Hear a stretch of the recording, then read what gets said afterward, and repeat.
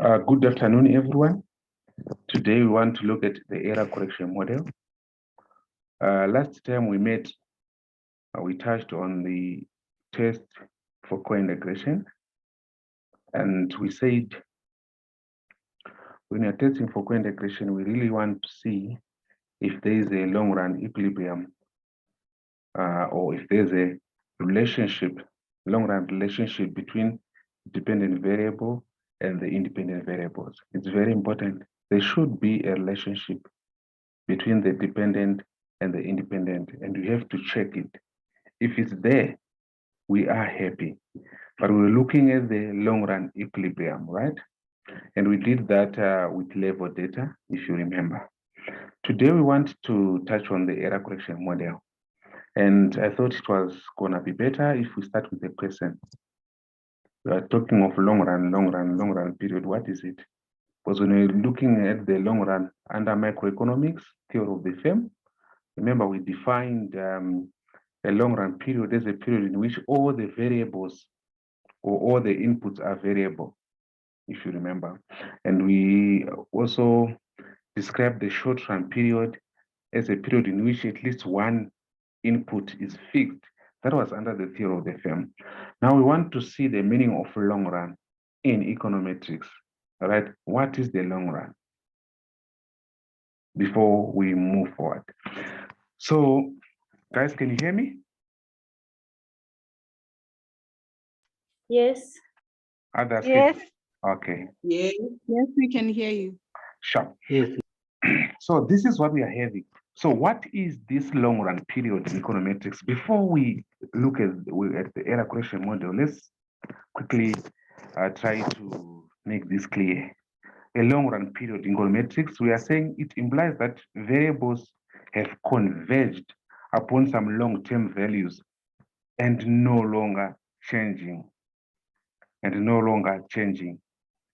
So if you see your variables converging upon some long-term value and they are no longer changing, you should know that you are in the long run, right? In other books, you see them talking of the steady state. We are actually in the steady state. So if you look at this one, YT, it means, for example, if Y is GDP, it means this is the GDP in this period, in this current period, if it's YT. If you look at YT minus 1, it would then mean it's the GDP of the previous period. YT minus 2, it's GDP of 2 years ago. You can go on and on and on and on. So we are saying in the long run, you see that the value of the current GDP, for example, if it's 100, it will also be 100, or it was 100 a year ago, it was 100 2 years ago. If you see them, if you see something like this, you should know that you are in the long run, because the variables, they have converged upon some long-term values and they are no longer changing, right?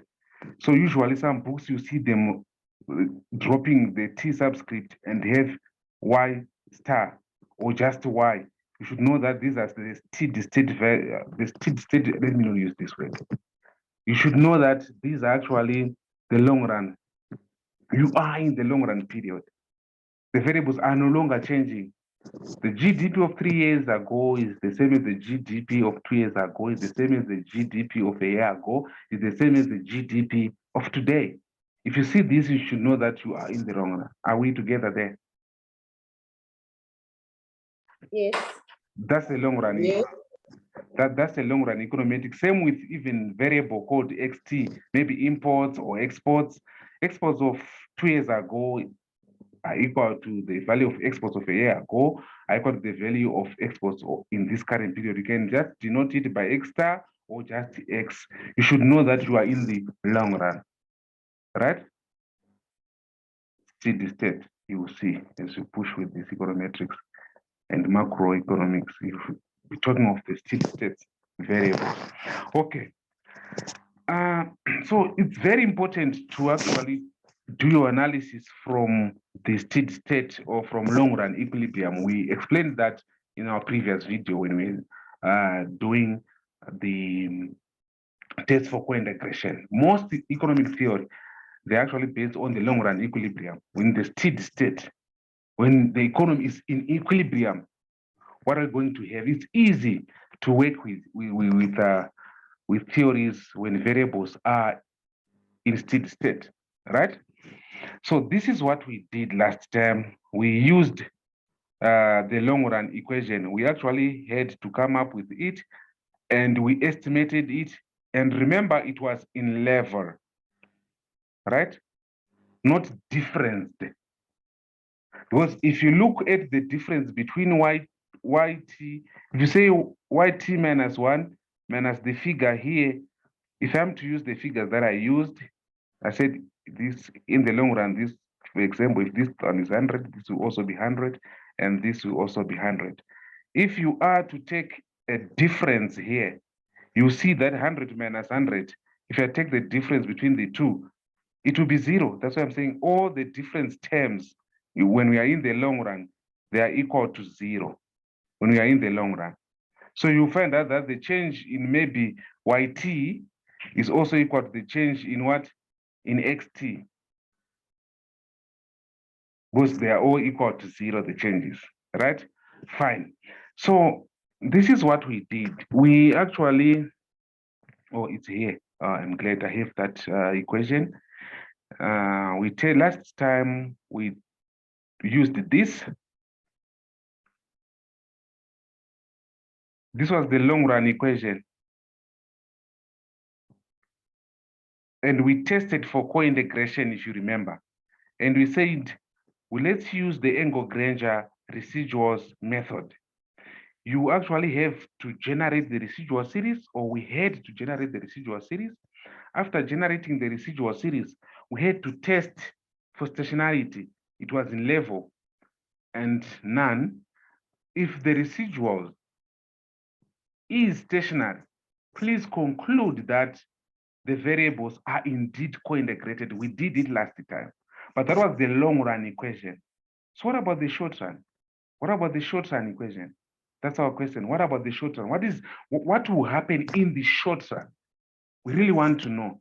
But you know what? In the short run, yeah, to meet these guys. In the short run, obvious xt that we are having here in current period won't be equal to the x of the previous period if you're in the short run. In the short run, the values, they will be equal, they won't be changing. That's the long run. But in the short run, you see that the values will be changing. So if you look at the short run equation here, you shall see that we are indeed having the changes, because it will change. But here, under the long run equation, xt and yt, they were not changing. The change is just equal to 0. They were not changing. But under the short run equation, you see the xt and the yt changing. Guys, are you there? Because I want you to get it before we even run anything in eViews. Are you getting it, the difference between the long run equation and the short run equation? Are you getting the difference? Please repeat again, Lorna. Sorry? Please repeat the explanation again between the two differences. Okay. If we are in the long run, the variables, they are no longer changing. If we are looking at, for example, gross domestic product, GDP, we are saying the GDP of the current period is equal to the GDP of the previous period, is equal to the GDP of the last 2 years going back there. So we are saying when we are in the long run, the variables are no longer changing. They are converging to a certain value. They are no longer changing. You should know that you are in the long run. But when you're in the short run, the values of observations, they will be different. It's possible, let me do this so that you can see. I'm saying if we are talking of the long run, if this is 100, this will also be 100, and this will be 100. And they will be equal to, we just call it y, or y star, right? This is the long run. But if we are in the short run, you see maybe this one being 90, or this one maybe 100. This figure is just coming from my head, or maybe this one 120. You can actually see that the variables are not converging upon some long-term values. They're actually changing if we're in the short run. So in the short run, it's possible to have change in a variable in the short run, right? But when we are in the long run, if you look at the changes in variables, they will be equal to 0, because you are having 100 and 100, 100 minus 100 is just 0. So in the short run, you don't have, the variables are no longer changing. Are we together there? Are you getting it? Yes, Yes. okay. Sorry? Okay, that's why here, if you look at the long run equation, there are no changes here. And that's the reason why when we were running this equation, we had to run it in levels. This one, under the test for co-integration, we ran it in levels. But if you look at the short run equation, there will be changes, there will be differences. If you look at yt minus 1, for example, if you take yt minus 1 from yt, you see a difference. There will be differences. They won't be equal. So you shall see that when we are running short run equations, we run it in difference. This one. We run it in difference, right? So I want to bring this to your attention. Why are we doing econometrics? Remember, I said we're doing this time series econometrics so that we can come up with a model that can help us predict the future, right? We are doing this so that at the end of the day, we should have a good model that will help us track some movements, for example, of all share price index, the one that you are seeing in your assignment, right? So a model should be good, right? How do you know that your model is good? So before you do anything, you should know the assumptions that you're going to use to come up with your model. And we said, as we are going to be using the classical linear regression model, when you're using the classical linear regression model, there are some assumptions that should hold. For example, the underlying assumption under the classical linear regression model is the data you are dealing with is stationary. Hence, we had to test for stationarity, right? When we tested for stationarity, some variables, they were not stationary in level, or most of our variables, most of the time, they are not stationary in level. We had to difference them, right? After differencing them, we actually saw that most of our variables were stationary after differencing ones. And we are saying, if you difference variables and they become stationary after differencing ones, right? You should be happy, because the next step is for you to check if those variables are co-integrated. In other words, if those variables, in other words, if there is a relationship between the dependent and independent variables, because we need the dependent to be related to independent variables, right? How do you do that? And we had to test for co-integration, and we had to use the Engel-Granger method.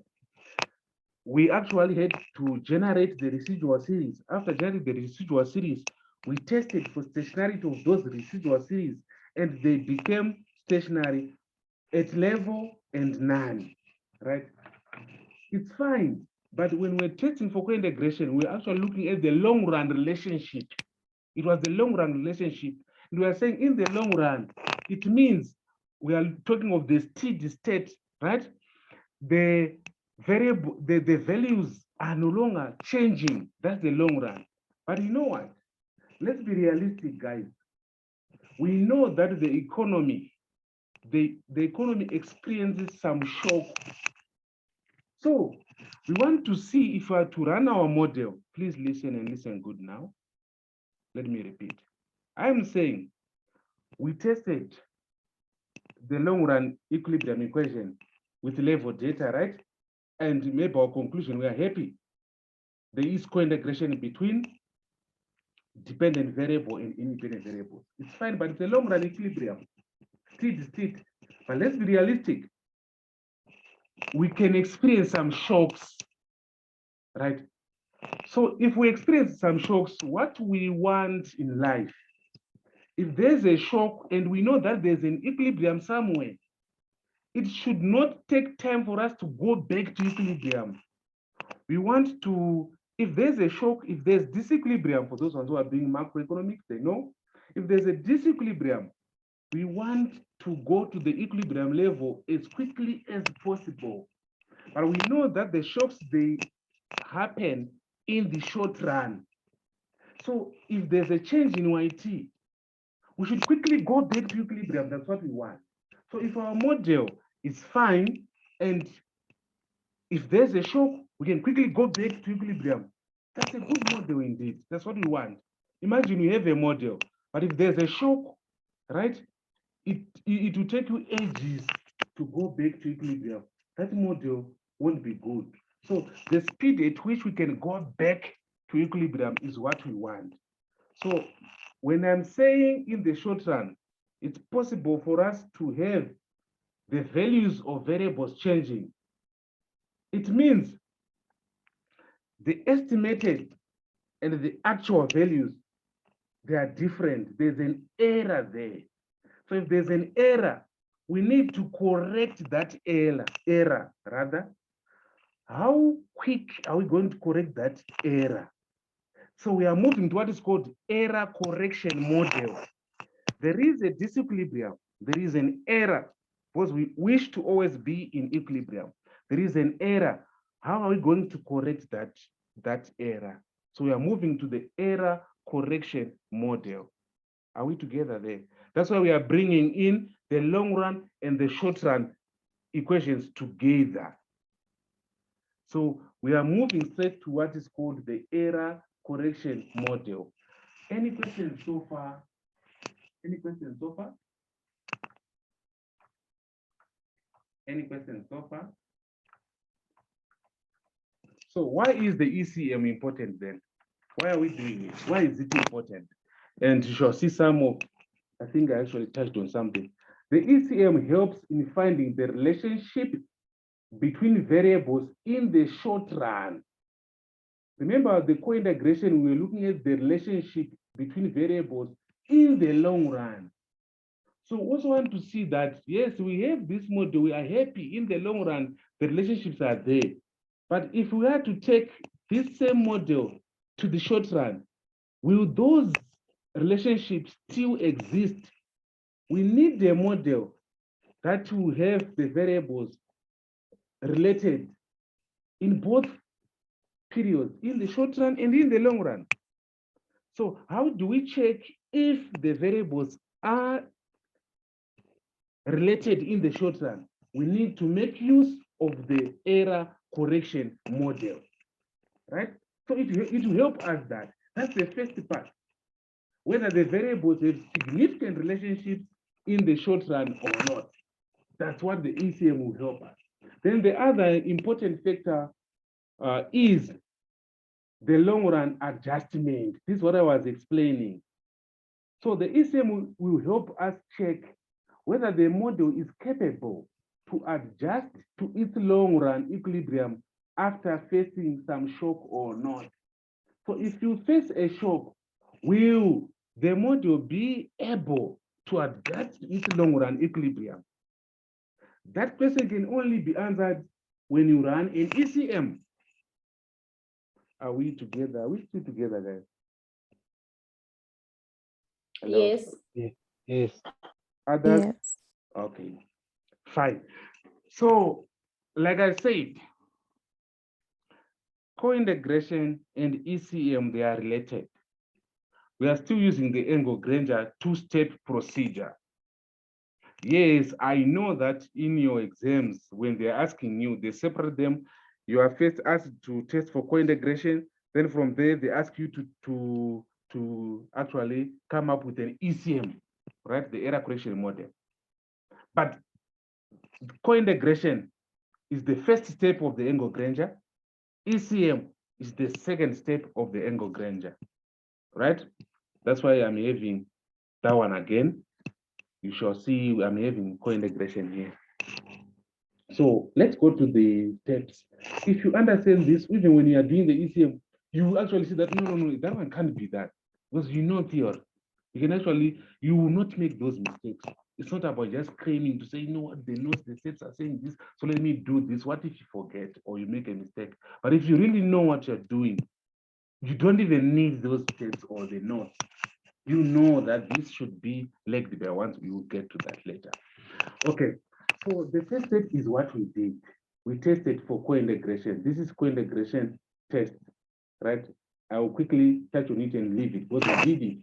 We have to run a regression model. You can see that this is in level. There are no changes here. The change, we do not have this. It has to be in level, right? I think I said that. Then from there, please generate the residual series. This residual series, guys, I want you to get this. The residual series we generated can also be called error correction term. The residual series that we generated, and the question was saying, please give this residual series a name, call it Res Brazil. That Res Brazil is actually our error correction term.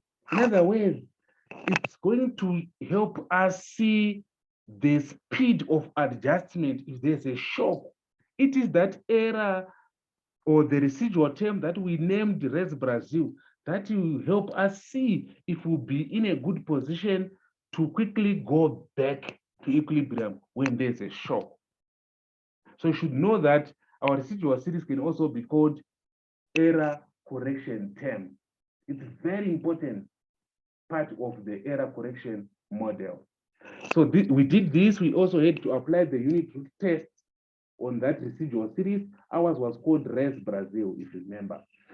So in our conclusion, we are drawing it from here, right? The conclusion is if all variables are stationary after differencing once, which is I1 of order 1, and if the error term is of I0, meaning stationary level, it means co-integration of long-run relationship exists. We did this. That was the first step of the Engle-Granger two-step procedure. We did that. So let's move straight to the error correction, right? Are we still there? Are we still there? Yes. Okay. Straight away to this step 2. Step 2, that's our error correction. What are we going to do? Remember, we said under error correction, we need to run short run regression model. The long run, it was for co-integration. ECM, it's short run regression model, right? Fine. And I said this, we run it in differences because there are going to be differences in the short run, right? It's not a steady state.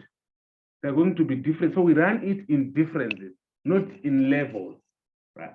So this is why we are saying this should be different. And even the independent variables, they should be different.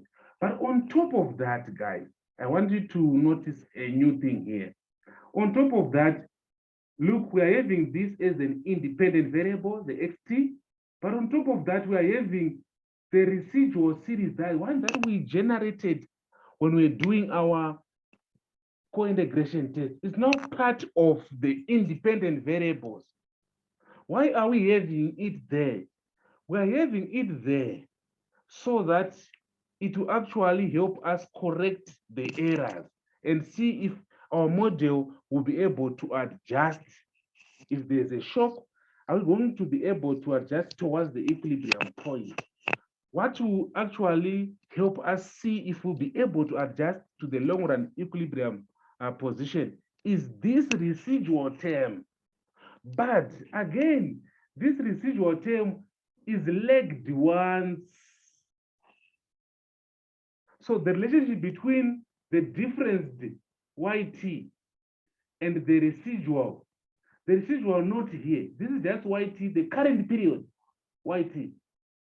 But when it comes to the residual, look, is of the previous period. Residual is lagged once. YT is of this period. Why is it lagged once? Let me quickly explain it so that you never forget, even when you are running it in the e-views. Hello, guys, are we still there? I want you to be there. I want you to get this one right. Are we there? Yes. Yes. Here, look. No, maybe let me read this before I come here. Let me try to highlight some stuff here. This beta 3, I put it in red. This beta 3 is the coefficient of our residual term. Can you see that?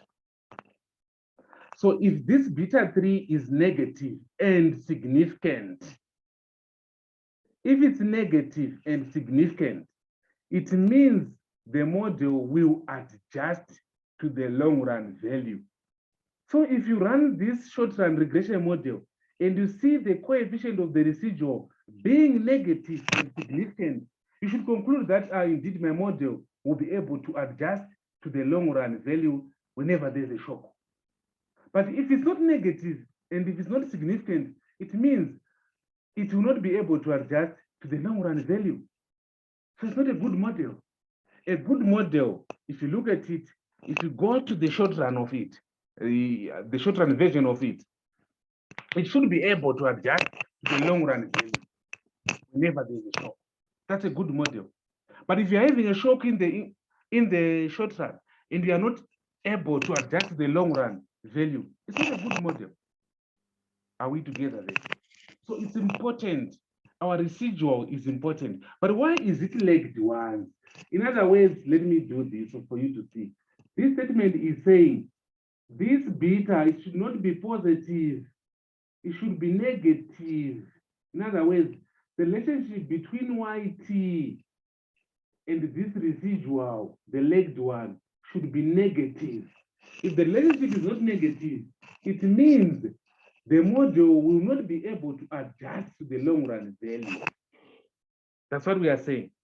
So the moment we run and we see that our beta 3 or the coefficient that is attached to the residual is positive, it means our short run equation cannot adjust the long run value. So it's not a good model. We should play around. You know, in econometricians, they also have their tricks. Play around with some stuff, you shall see. Play around with some stuff till this beta 3 is negative. Till the beta 3 is significant. It's negative and significant. If it's not negative and significant, you can't proceed. Play around. You shall see how we play around with some stuff. Till it's negative and significant, and we'll be able to give policy recommendations that can work. If our model cannot adjust to the long run, if our short run model cannot adjust to the long run value, our recommendations to the minister will not be good recommendations. They are not backed by theory. They are not. So we need that to be negative, and we'll make it negative if it's not negative. But when we're making it negative, if it was not negative, it's also changing some coefficient somewhere.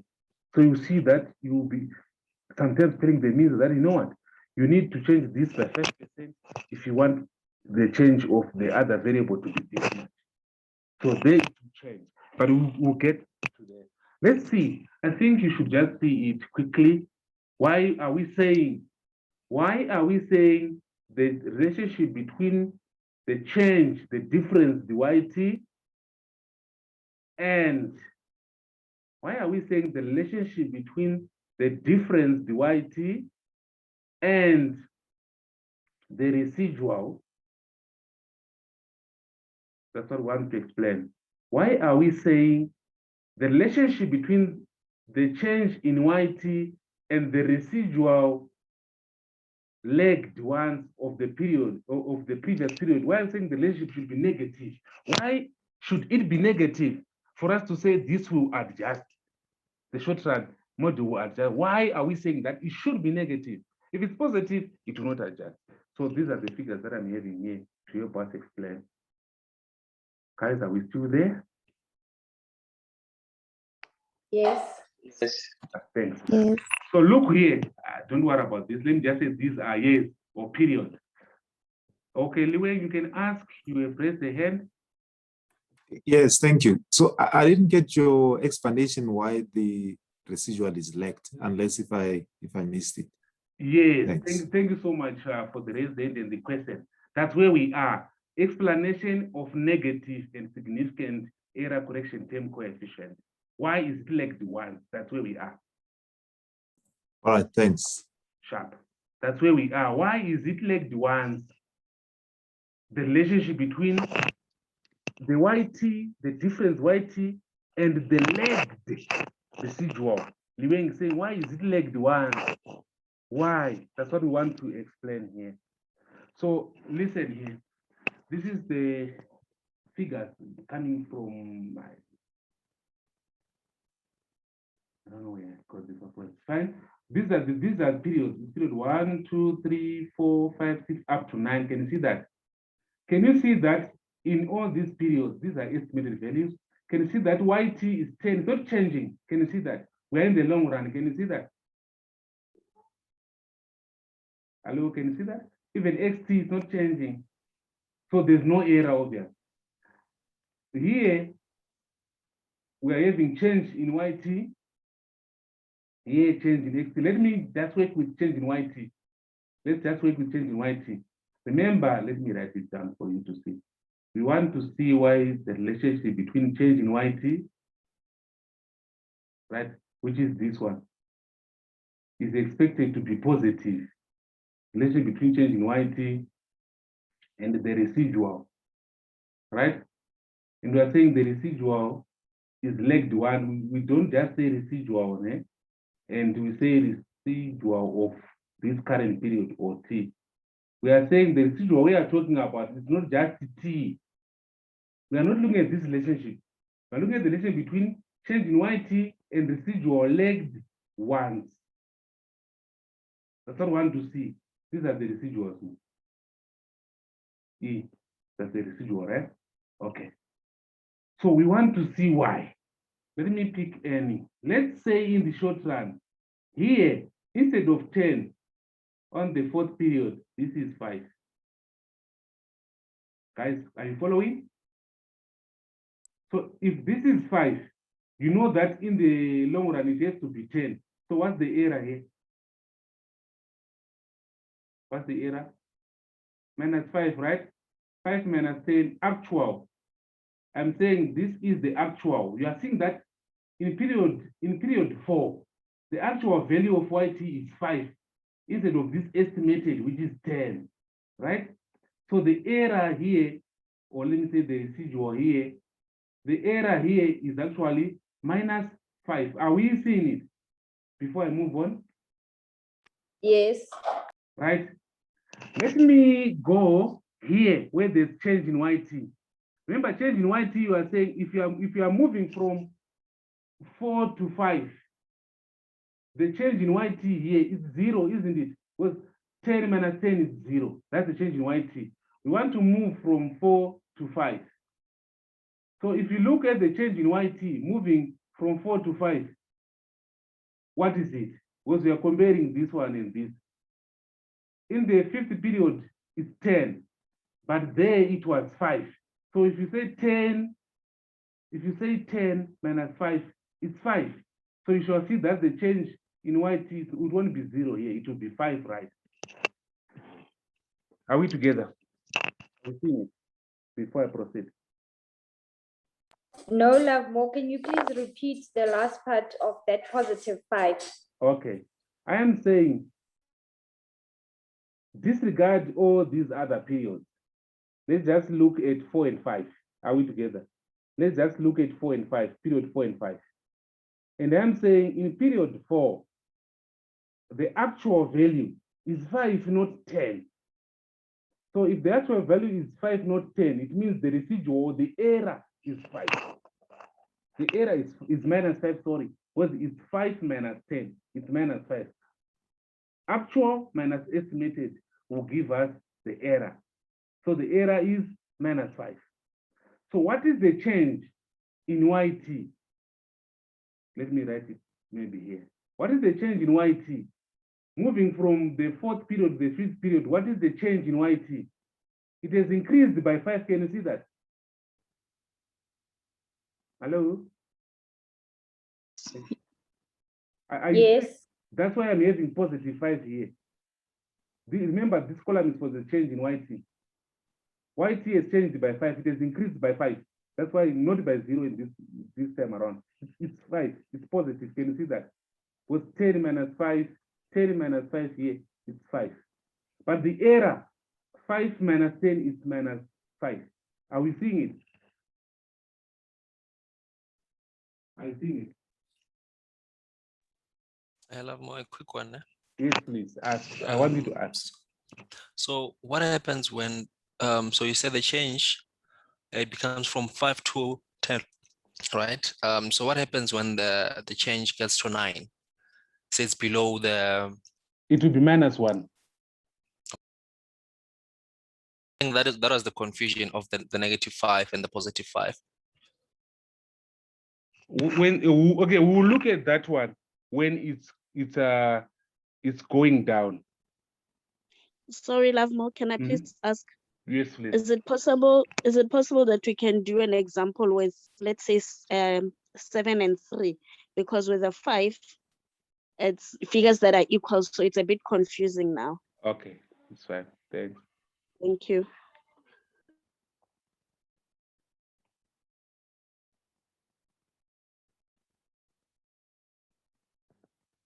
You are saying, let's say in period 4, the actual is 3, right? Yes, please.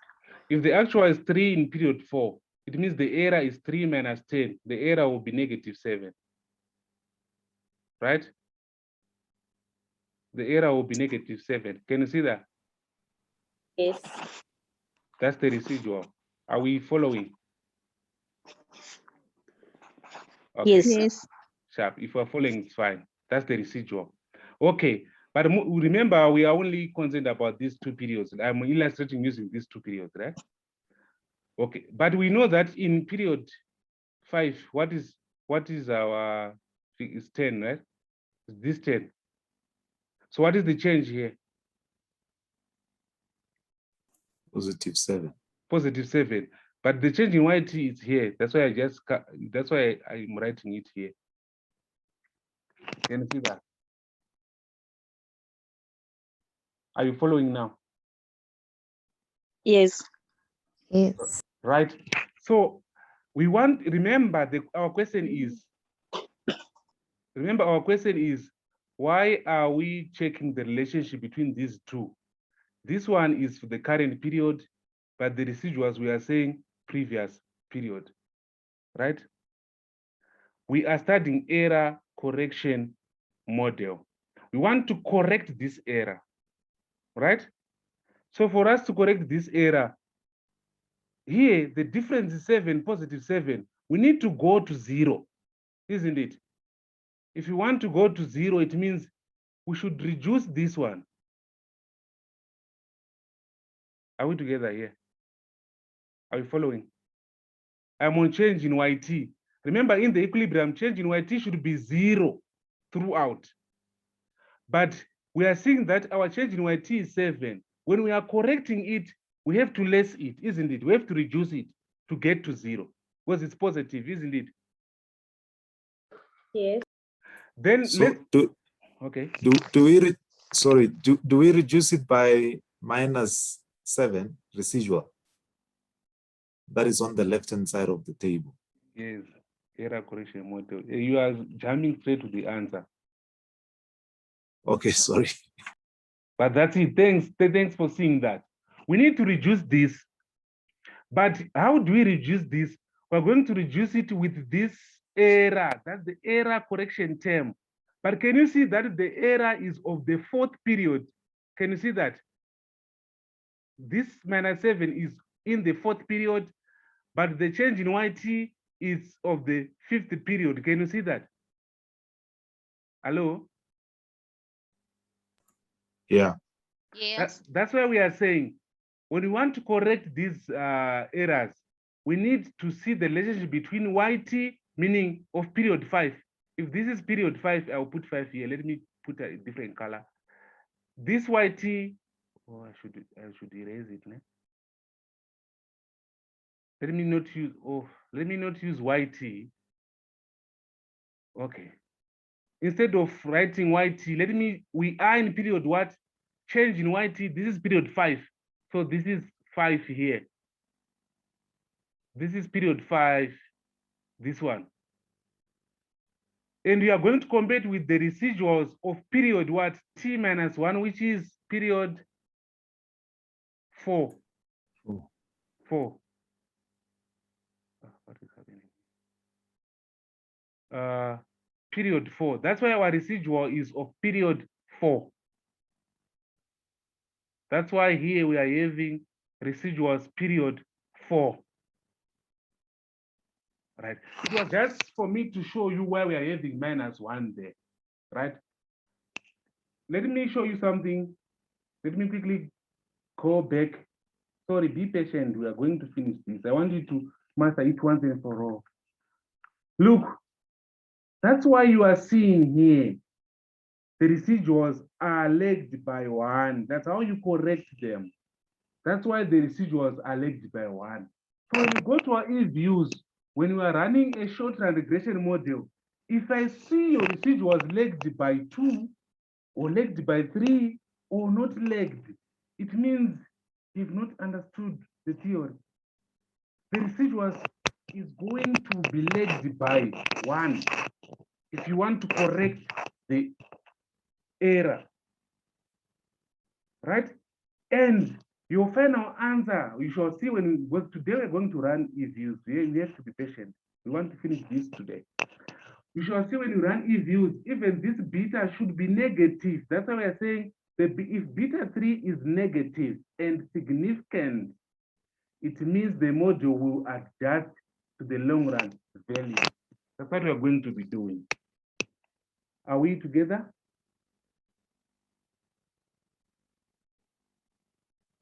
Look here, let me just read what I'm having before we go to e-views. The coefficient of the residual shows the speed of adjustment towards equilibrium.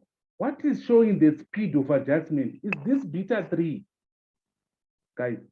The speed of adjustment is shown by this, the coefficient of the residual. The speed of adjustment is shown by beta 3, right? In our case, but if, let me scroll down. For example, if your beta 3 is 0.32, it means the speed is 32% per unit term. I'm saying per unit term because sometimes the data is in months or per quarter or per year. So if it's 32, if your beta is 32%, you know that, you will actually know that 32% of adjustment will be done in a year. If you're talking of years. If you're talking of months, you know that 32% of the adjustment will be done in a month. Are we together? If you're doing it per quarter, you know that 32% of the adjustment will be done in a quarter, right? So I know you understand as we are going straight to our e-views. So let me read this. If the ECM shows insignificant, what do we do? I'll show you. We'll go straight to our e-views. Guys, are we fine so far before I turn our focus to e-views and the data? Are you fine so far? Or kind of? Lavmo, just a quick question from me. Yes, So please. maybe you might cover the question as we as we do the exercise using eViews. Okay, fine. What determines the speed of adjustment? So what would determine this 32% here The speed of adjustment of the coefficient? Yeah. the module and the variables involved. Remember, for us to come up with the betas here, with the coefficients, it is determined by the data we are having, right? For us to come up with this, it is determined by the data we are having, the period we are covering, isn't it? And the variables we are having. The variables and the period, they'll determine this beta 2, they'll determine the beta 3. So sometimes we shall see practically when you're working with this, you see that, you know what? This model is not gonna adjust to the long run value. Maybe let me drop some variables and add more. Maybe I need to get more variables, more independent variables, till you get it right. So is beta 3 the coefficient that is 0.32? Yes, in our case. Okay, cool. Thanks. In our case. So let me go to eViews. Like I said, last time we met, we are going to be using that data. Where is it? Just a second. Do I have it? I know you are having it, you guys. I think it is what? It's track or what? Send this to everyone.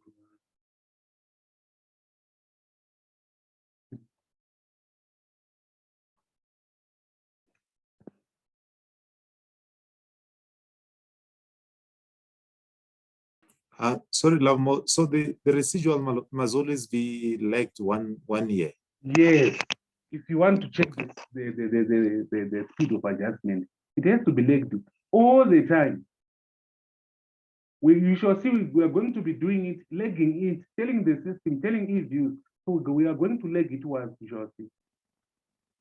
All the time we are going to be legging it once, or it's on desktop.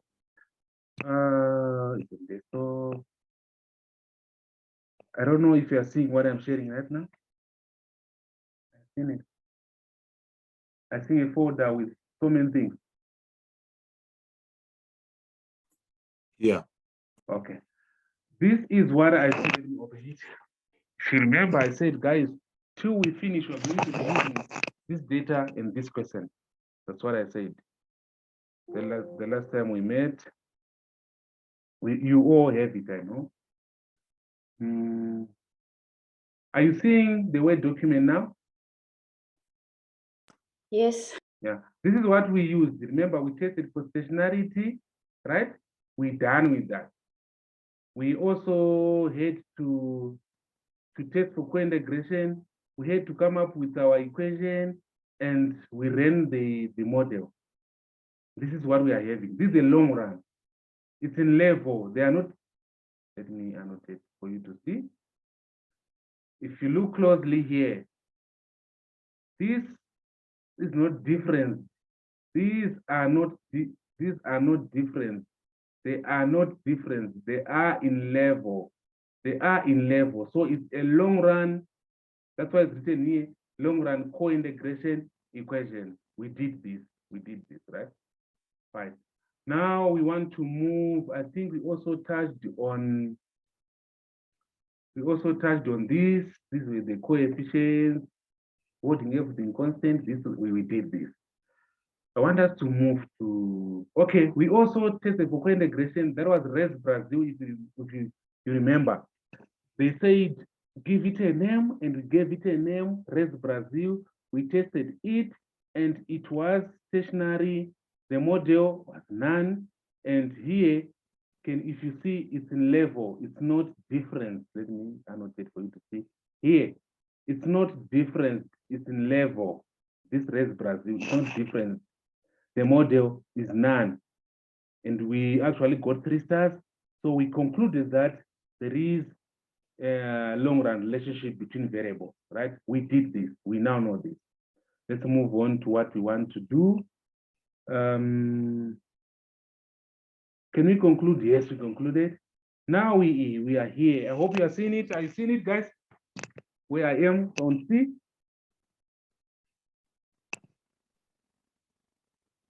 Are you seeing C?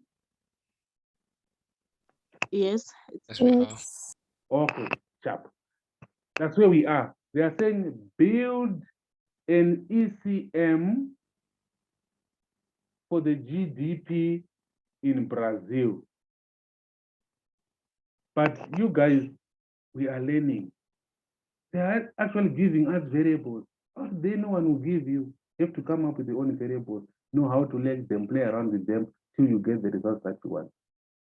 And the results that you want, they will actually help you come up with the recommendations from the data. So we're going to build an ECM for the Brazil GDP using the variables as provided. So don't change anything, as provided in the table below. As provided in the table below. If you look at this one, this is the dependent variable. And like what I said, this is actually looking like our Y T, short run. Can you see that? This, oh, let me change the color. This one is the D, is the D. Then this is Elbra GDP is like Y, this is YT. Can you see that? So the dependent is YT, you are having it there, right? You are also given the very same dependent variable. Can you see that? But legged one. Can you see that? All these ones are in difference. I told you, I said when you're running a long run, you run it in levels. When you come to the short run, when you're building your ECM, you do it in difference. That's why you're seeing the D's here, the D's that are here. But look at the Res Brazil. Res Brazil is our residual. Can you see that the Res Brazil is legged once? That one. It's not different, it's in level, it's legged once. Exactly what we were having. Let me put it so that you see.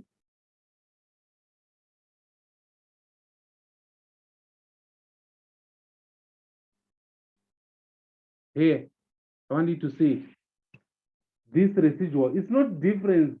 It's not there's no D here. It's in level, the residual, but it's legged once. You can see that even when we go to our question paper, if we go back to our question paper, the residuals are legged once. For a reason, it has to be legged once. And when you are playing around with whatever you're going to play with, you can't play around with your residuals. It has to be legged once. You can't play around with it. It has to be legged once. If it's legged once, it can help us then see the speed of adjustment. I've showed, actually you show that. Actually, we saw that that table when we were having those figures to say if you want to correct this one, just go to the previous error term, not 2 years back, but once we saw that, right? So you are given this already, guys. Can you see that? You are given already. And since you are given, your mark should just be 5. Because there's nothing you're going to do. It's not you going to do anything here. It's you. You are just going to do the copy and paste, right? When we are given, they're saying just take as is, right?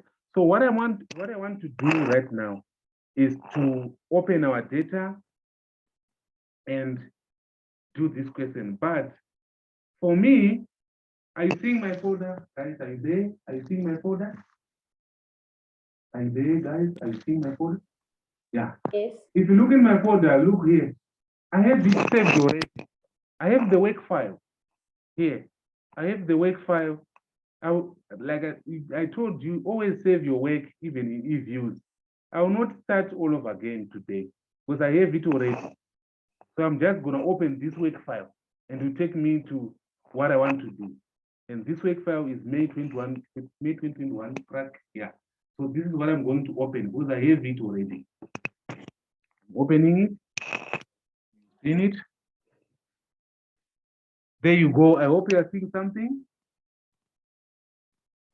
Yes. There. That's the work file. We did this. We saved it. So I have it.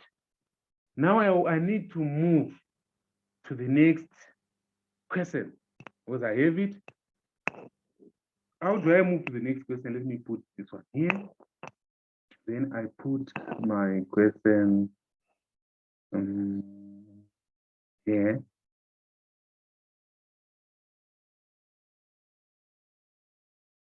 Put my question. Are you seeing the e-views and the Word document? Visible that? Yes. Oh, great. So I'm on C. I'm reading C. Build an error correction model for the GDP in Brazil using the variables as provided in the table below. Complete the following table, right? I can see here that I have EUBRA GDP, I have inflation.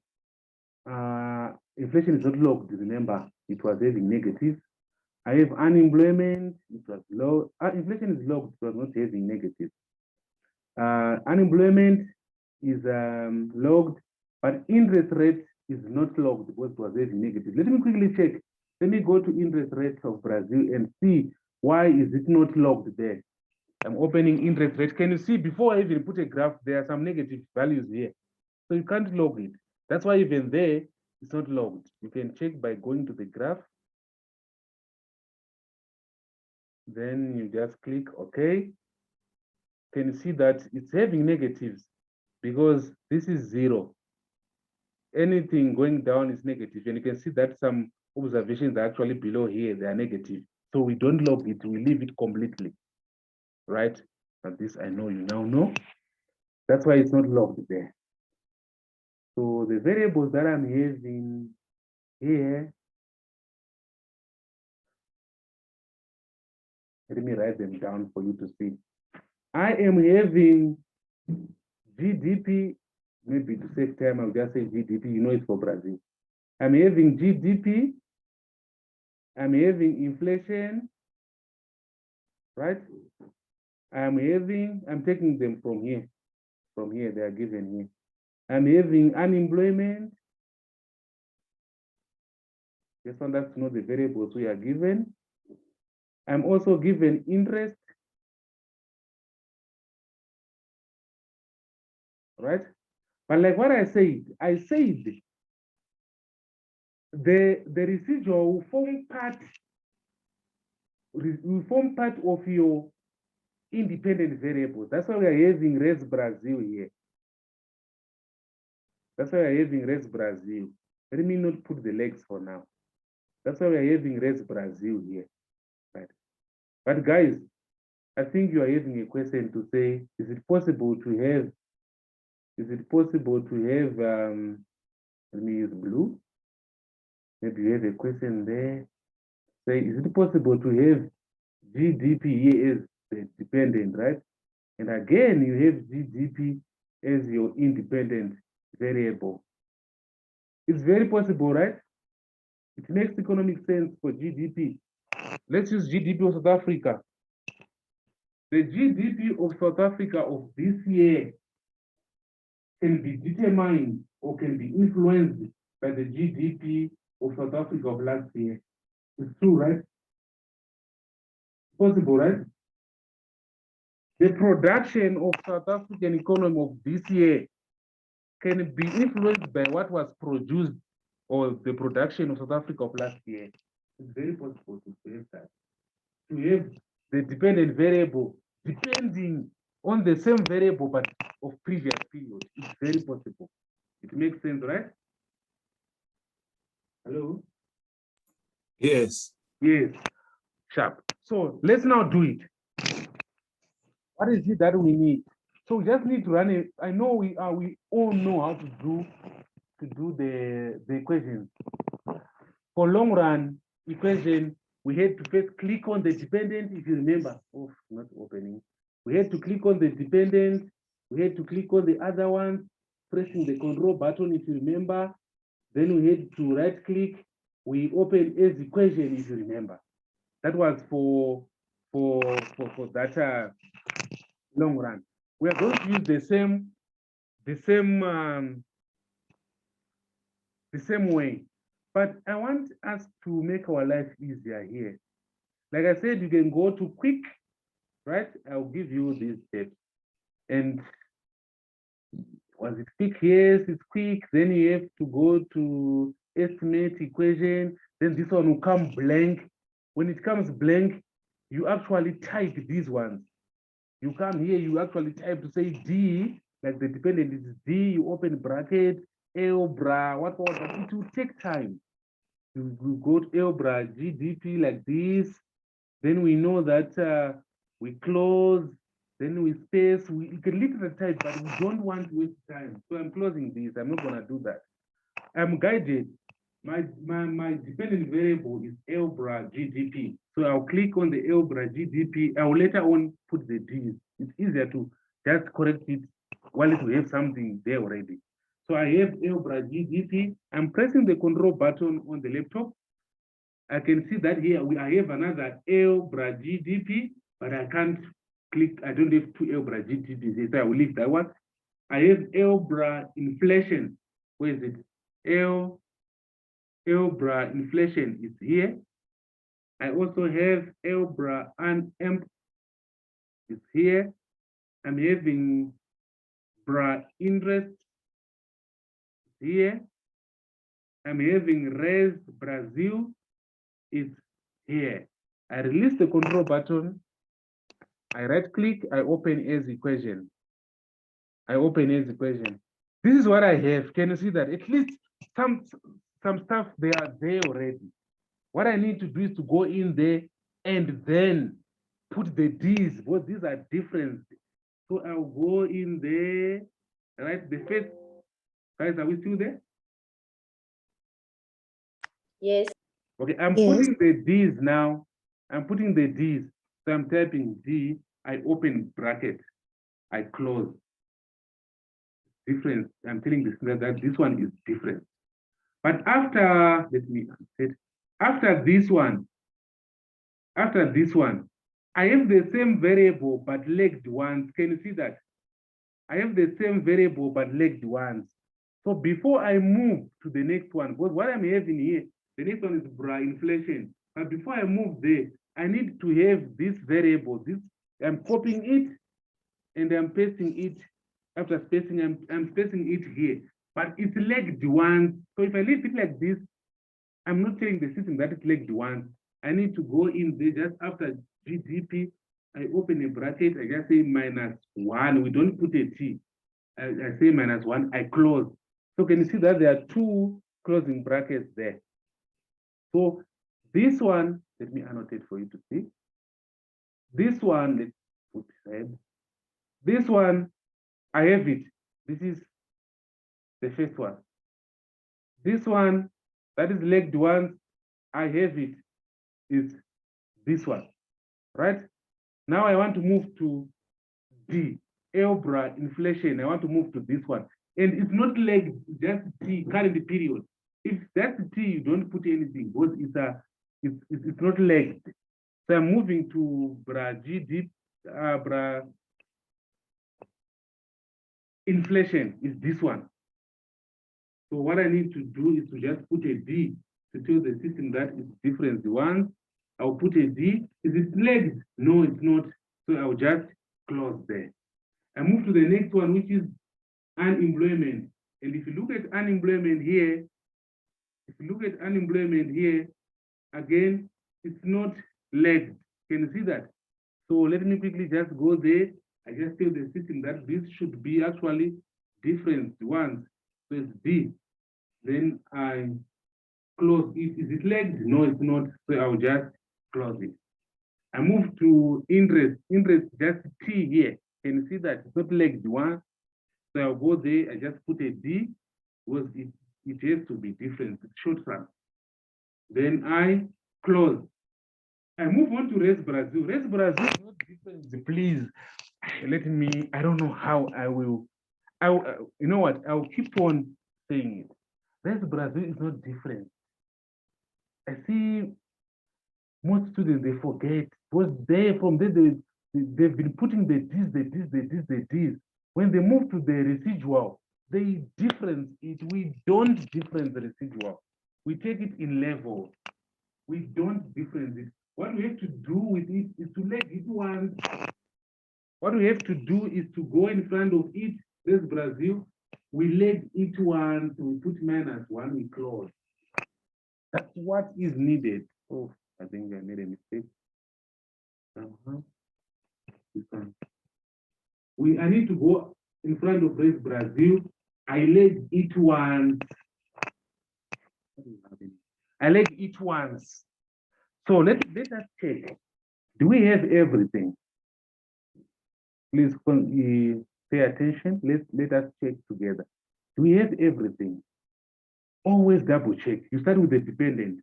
The dependent, this. Yes, I have it. Don't rush when you get here. Yes, I have it. Let's check. The next one is Elbra GDP, but legged 1. Do I have it there? The Elbra GDP, legged 1. Yes. Do I have the Elbra inflation, not legged? Yes, I have it. Do I have Elbra unemployment, not legged? Oh, yes, here. Do I have Debra interest rate, not legged? Yes, it's there. So I have the res Brazil legged ones, and there's no D here, so I don't have to put the D there. Legged ones, yes, it's here. And then the end, like I said, the quotient is generated automatically. This C, you can see that this is the C. It's generated automatically. All right. So I have everything. I'm happy.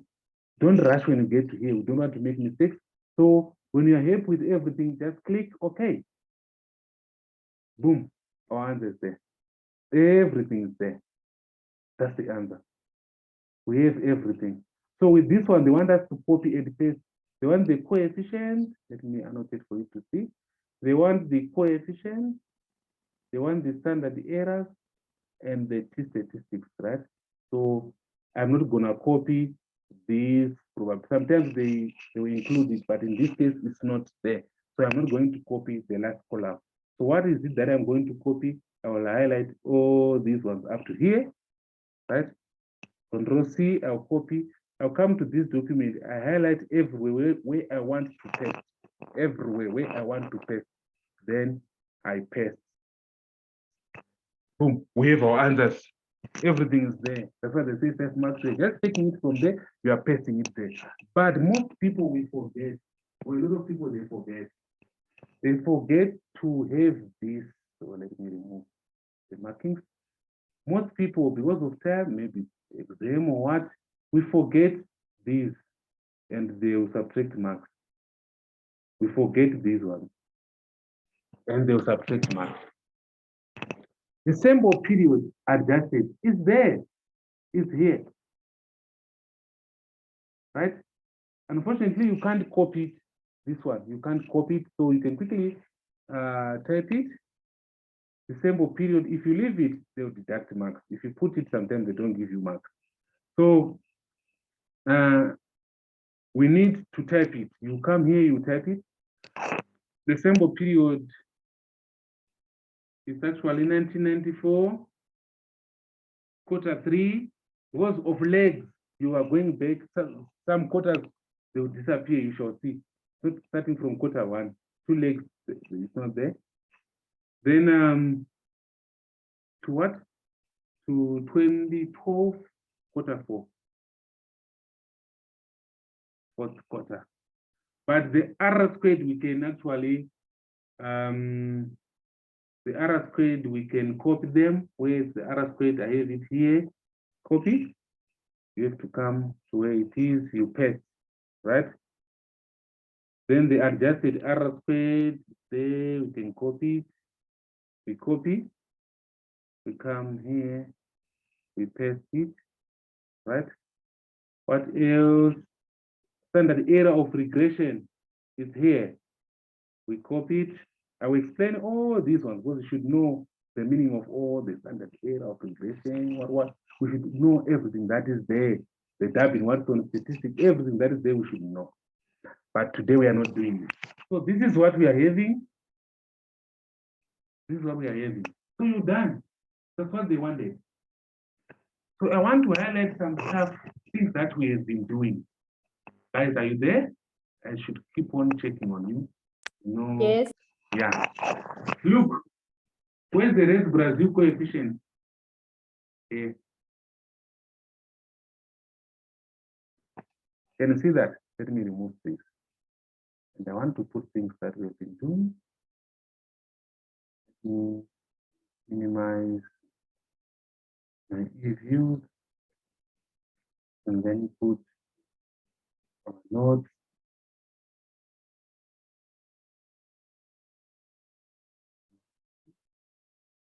Try to play. Are you seeing the notes now? Hello, guys. Yes. Yes. Okay, thanks.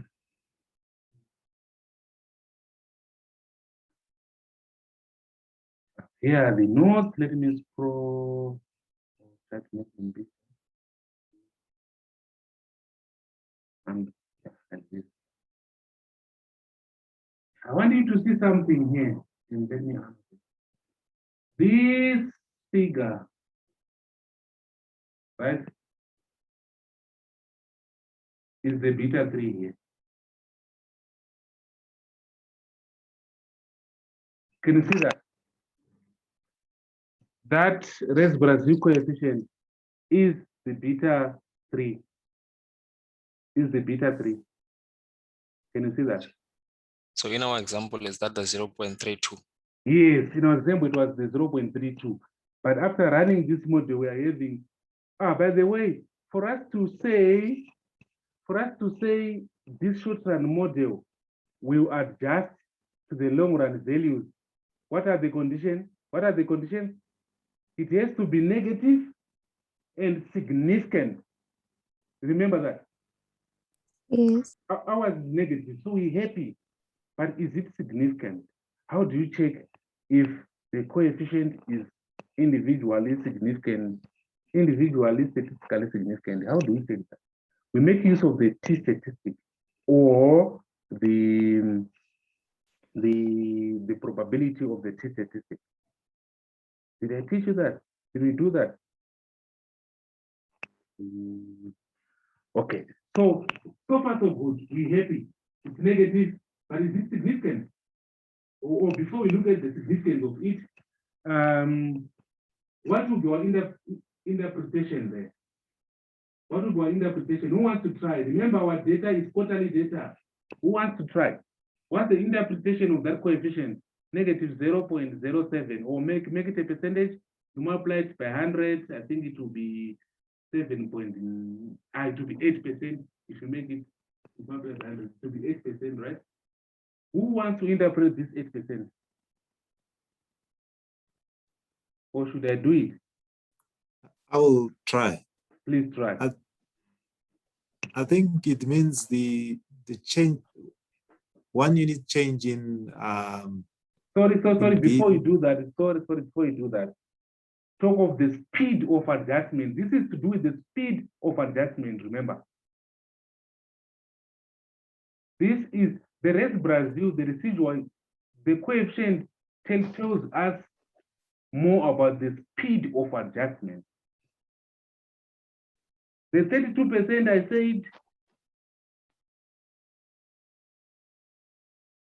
I said 32% of the adjustment will happen in a year, because the data, I assume the data we were using was yearly data. What about this 8%? You can try now.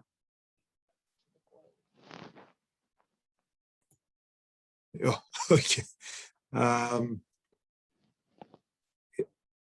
I think it means for us to get to the equilibrium, the speed of adjustment will be 8%. Say what? Per annum, I think. It's per quarter. Our data Oh, per quarter. Be guided by Yeah. your data. You need to know, is it given, is it monthly, is it biannually, is it yearly? So per quarter. So you can simply say 8% of the adjustment will happen or will be done in a quarter. Can you see that? So the 8% of the adjustment, so it's not that quick. Can you see that? 8% of the adjustment. So for the adjustment to be, like the whole adjustment to be completed, it needs a whole lot of quarters here. Can you see that? It was only 8% of that adjustment. If there was a discrepancy, I think here we had 7. Was it 3? I think I was having 3. So the error was like 7, right? Which was -7. So that adjustment for us to go back to, for the error to go back to 0, 8% of that adjustment will happen or will be done in a quarter. So you need a whole lot of quarters for the adjustment, for the whole adjustment to be completed, right? Are we following? So that's the adjustment to the equilibrium in the long run. Yes, we have a shock in the economy. The shock is there. This is the short run equation, right? Short run regression model. There is a shock. If there's a shock, for us to move back to equilibrium, it will take time. What's the speed then? We know simply because this one is negative and significant, we know that we will move back to equilibrium. Because we are seeing from the results, it has to be negative and significant. If it's negative and significant, you are sure that you move back to equilibrium. But what is the speed of adjustment? The speed of adjustment is 8%. We are saying 8% of the adjustment will be done in a quarter. Are we together? So would the speed of adjustment also be determined by the severity of the shock? Yes, Wouldn't yes, it be? Okay. Yes. So we have shock. We have a shock in the economy. What kind of shock can you think of? Coronavirus. Coronavirus, yeah. We have a shock. Maybe we know that the GDP of South Africa, the steady state values, they are up there, but there's a shock. So as we are below that, we are below equilibrium, right? So let's run the model and see if we'll be able to go back to equilibrium. Let's say this was our model. Yeah, we can see why. Because the res South Africa or res Brazil in our case is negative and significant. So the next question will be, what will be the speed of adjustment? Then you say, from the different evidence that we have collected, actually 8%, only 8% of the adjustment will be done in a quarter. So you know what, Mr. President, we would need this, or we would need 10 quarters, or would need 85 quarters for us to be able to go back to our equilibrium. That's what they'll be using when they are discussing these things. You don't just discuss from nowhere. So you are informed by data, right? You know what? Yes, this coronavirus, there is a shock. But from what we have run, these are the variables that we think they affect or they influence our GDP in South Africa. After all this, I think, guys, roughly, you are saying roughly, but you are informed by data. You are not speaking like from nowhere. You are informed by data. You say from what we actually, from our model, I think, Mr. President, would need 5 years to go back to where we were, to go back to our equilibrium level. Hello, Mo. Yes. Are we able to now manipulate other variables to increase the speed of adjustment? You guys, like I'm saying, it's beyond the scope of this module. Here they are just teaching you how to do it. But if I were doing it practically, I would try to adjust. We play around. Maybe I would leg unemployment by 2. T minus 2, T minus 1. Okay, let me do this. But this you will be doing them. This part you are not gonna do it. Fortunately or unfortunately, I don't know. You just work with what you are given. So this is introduction to 10 series phonetics. So they have only to have a few. But if this speed, I'm not happy with this speed. Maybe I was gonna leg this by 2. Maybe legging this one by 1. It's just an example. Maybe legging this one by 1. So let me go back to E-views. I agree, we are just learning. We are learning. We want to see what will happen. Let me go back to e-views. What are we saying? I'm going to estimate because I have it already. I want to leg inflation by 2. Where's inflation? I'll go to it here. Then I open bracket, I say minus 2. I close. Want to leg unemployment by 1. By 1. And we are saying let's leg interest by 1. We leg interest by 1. Then I click OK. Can you see that things are changing? And for the waves, can you see that? The speed is actually going down and down and down. So, and after adjustment, let me go back. Sorry. I was supposed to show you that before that.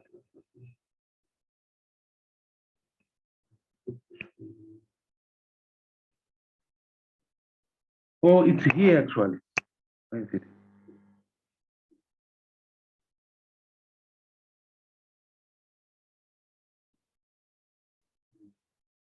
Let me close. It's here. Because we have our figures here. Look at the sample period after increasing the leg. This one was 1994 third quarter, right?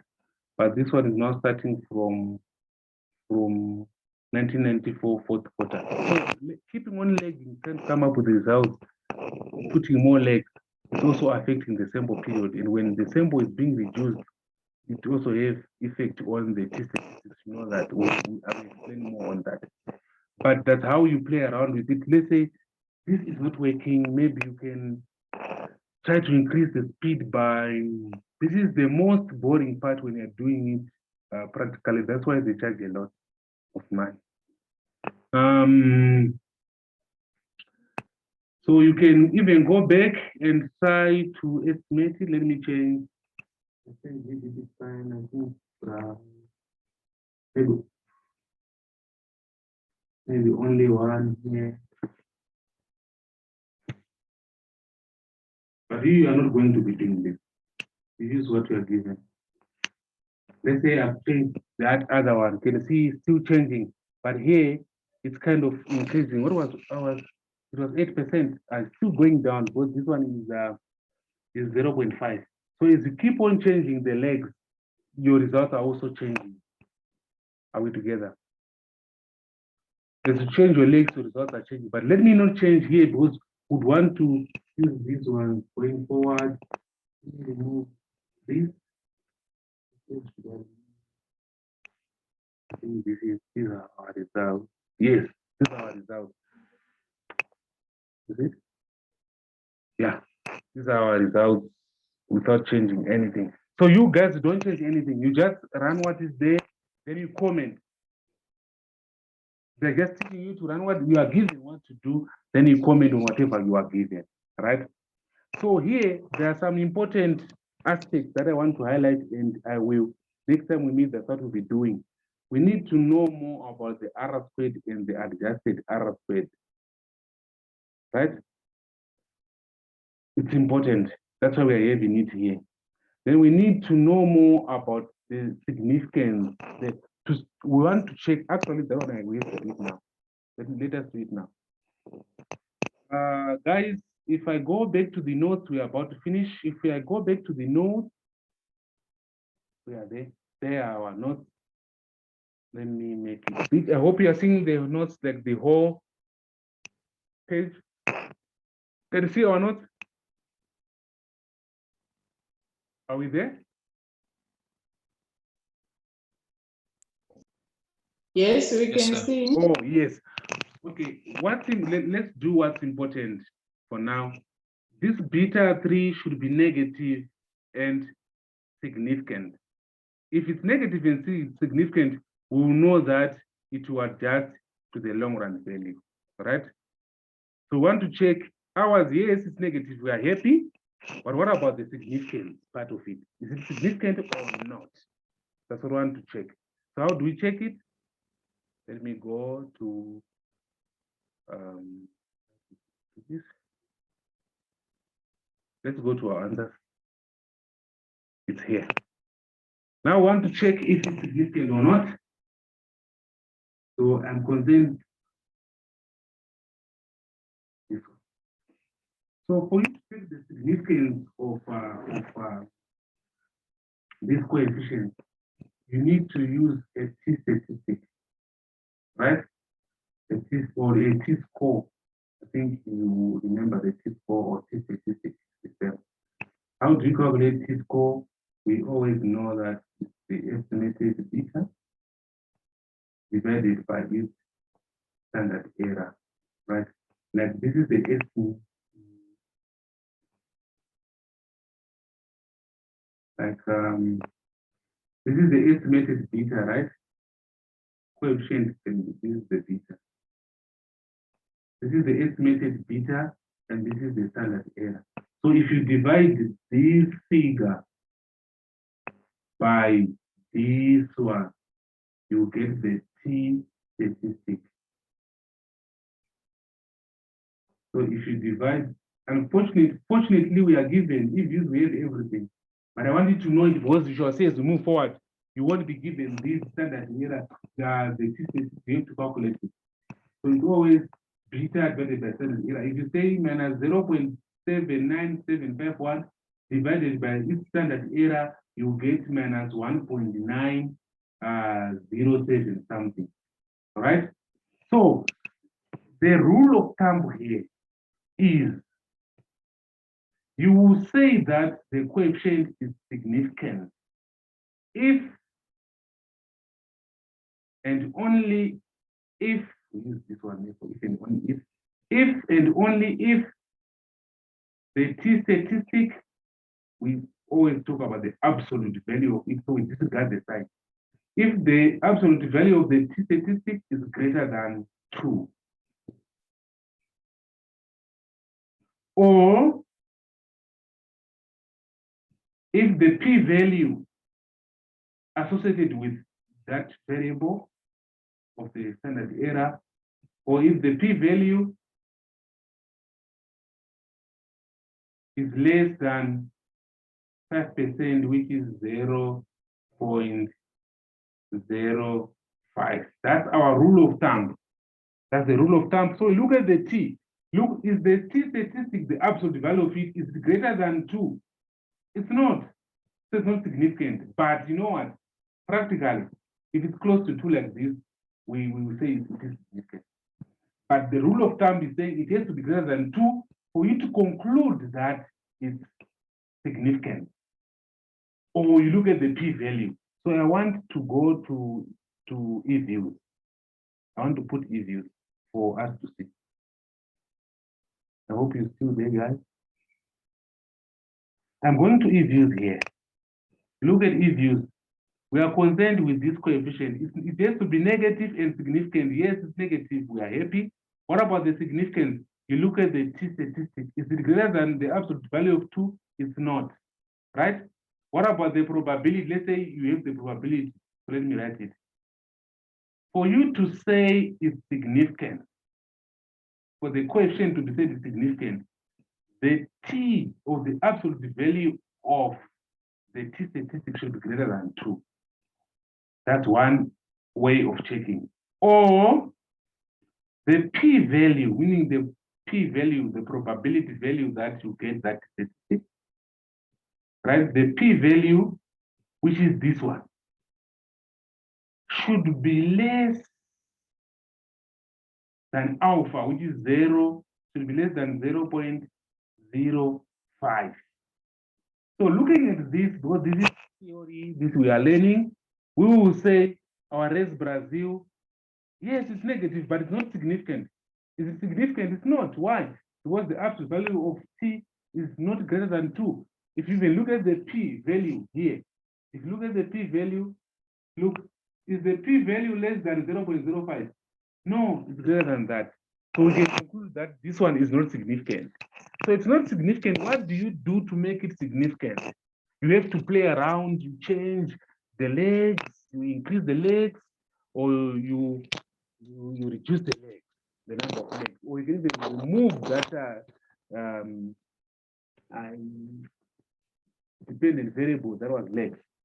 can even remove this. So you will be playing around with it, but you guys, you are not going to do that. They would want you to comment on what is there. So in this case, it is not significant. This one is negative, but not significant. Why? Because the absolute value of t is not greater than 2, or if you have to look at the p-value is not less than 0.5. Are we together? Are we together, right? Yes. So this is what we were supposed to do, or what we have to do. So I urge you to keep on practicing. This module is all about practicing, right? So from what we've covered, I would want you to practice this. From this, you go to assignment. You do the error correction model because you have it now. You go straight to the error correction model because when next time we meet, we are going to perform the diagnostic checks on the ECM. We have it, yes, we find. But was it not violating our OLS assumptions? Remember those assumptions. You have the serial correlation assumptions. Residuals are normally distributed, no heteroscedasticity.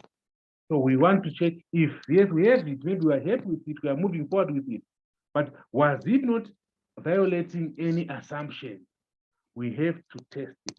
We use EViews to test it. So we have these guys who came up with all those tests. We have the Jacobera test for normal distributed residuals. We have the Limbox Q test for serial correlation, as well as the Bresch-Godfrey for serial correlation. We have the ARC-LM for heteroscedasticity, as well as the White test for heteroscedasticity. And lastly, we have the stability test by Ramsey. This is what we are going to be doing next time we meet. So far so good. We are pushing. I want you to try this one. After trying this one, go straight to your assignment. Go straight to your assignment and do the error correction model and have your answer. Any questions before we disappear?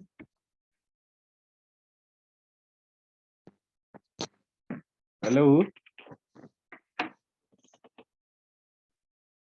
Okay, if you are fine with it, guys, thank you so much for joining. Oh, there's a question.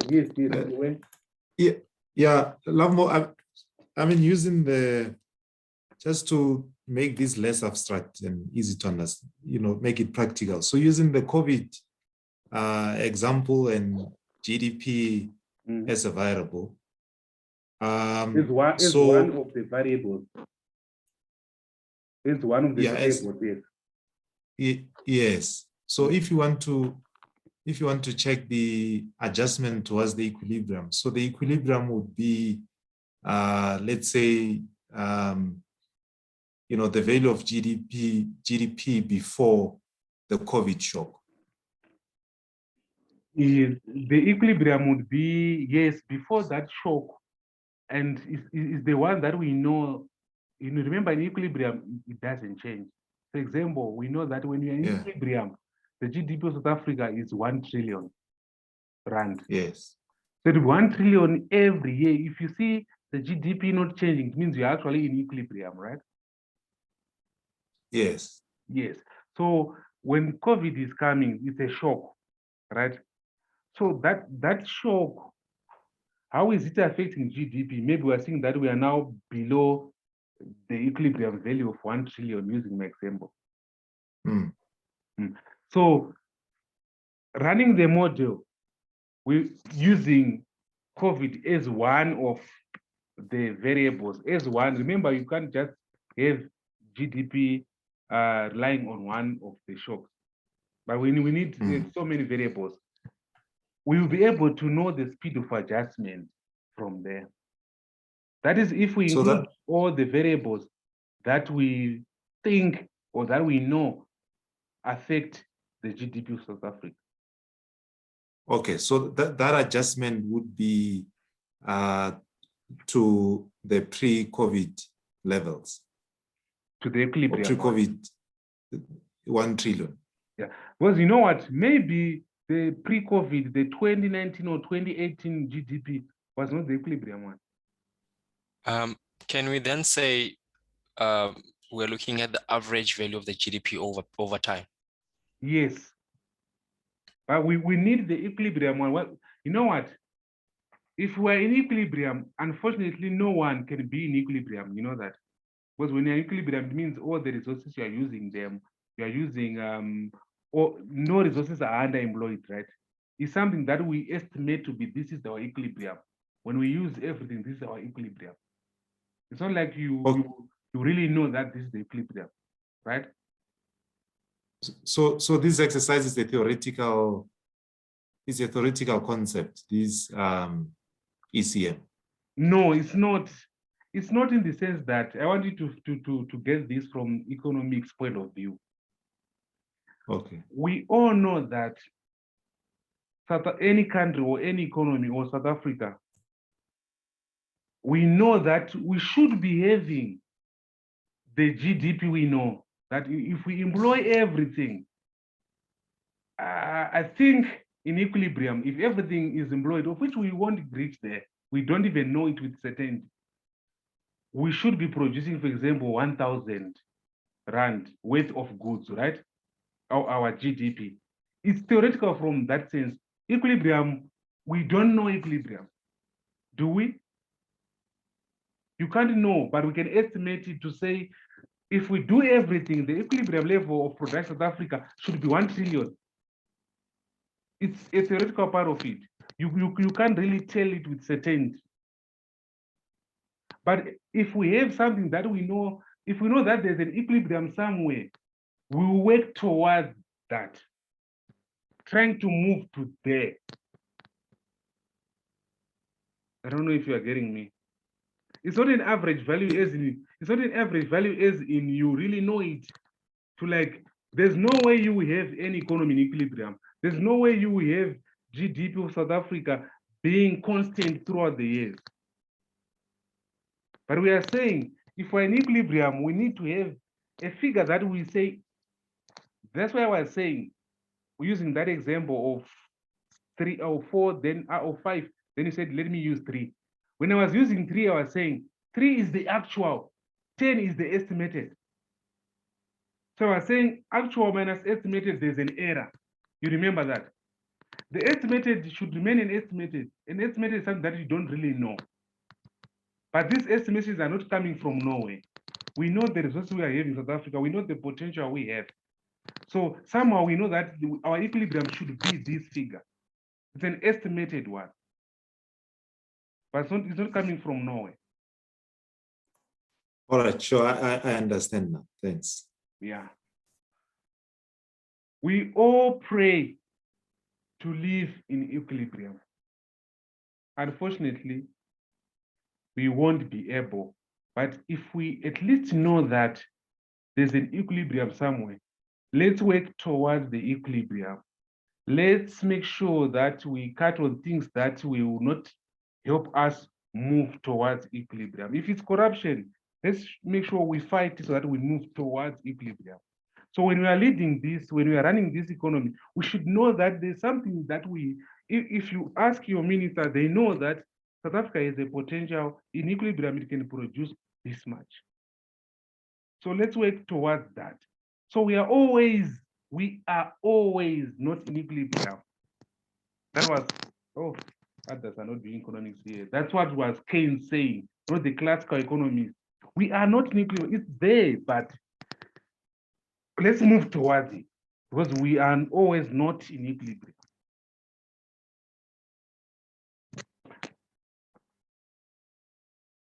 Hello? Yeah, thanks. Sharp. So any other questions? If we do not have further questions, I urge you, you know what, this module, to tell you the truth, everyone is going to pass it.